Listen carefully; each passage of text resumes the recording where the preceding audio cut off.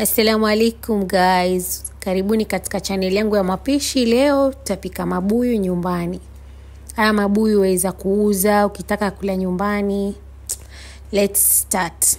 Mabuyu yako utaanza na kuyadondoa kutoa hizo nyuzi nyuzi. Especially kama ni ya biashara, hakikisha umeyasafisha vizuri kabisa. Kisha utachukua sufuria, utatia sukari. Mimi mabuyu yangu nitaipika na sukari 2. Tende paka mwisho utaona vile nitakavyotumia sukari mara 2. Hiyo sukari yako utatia rangi. Vikombe 2 vya sukari na tena vikombe 2 vya maji kwa sukari ya kwanza. Utatia rangi, utakoroga hapo ishikane vizuri. Kisha ishaanza kuchemka hapo kiasi. Isichemke ile sana hii sukari ya kwanza. Utatia flavor kiasi tu. Mimi natumia flavor ya Vimto. Nilikuwa napika mabuyu ya Vimto. Kisha tia haya. Hivyo tu toshani. Utachukua mabuyu yako, utamimina sukari, ukoroge. Yaani akoroge mpaka yashikane. Kwa hii sukari ya kwanza yani si ile nzito sana. Sasa utakoroga yakoroge vizuri kabisa mabuyu yako yashikane na hiyo sukari ya kwanza. Kisha utatia unga wa mabuyu kidogo kikoroga. Kidogo kikoroga. Ishikane vizuri kabisa. Utatia unga wako wa mabuyu kiasi ulionao unga, lakini hakikisha unga watia kidogo. Usitie kwa pamoja. Mimi unga wangu hapa mara ya kwanza uliingia mwingi, mabuyu yalikauka kiasi, lakini nilikuwa najua kuna sukari ya pili. Haya. Sasa tupike sukari ya pili. Sukari ya pili nilitumia nyingi kwa sababu ya kwanza ilikuwa ninatia kidogo ndo. Utatia sukari yako, kisha nilitia vikombe 4, nikatia maji vikombe 2. Yaani ili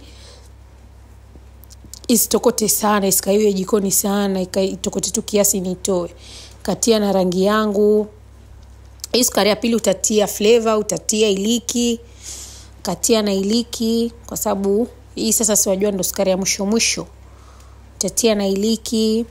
Kisha tia iliki yako, utakoroga hapo kiasi. Uiache ya hii itokote sawa, yani itokote sawa kabisa. Itokote ishikane vizuri. Ikisha shikana vizuri, utaitoa utaenda kumimina kwa yale mabuyu ya kwanza.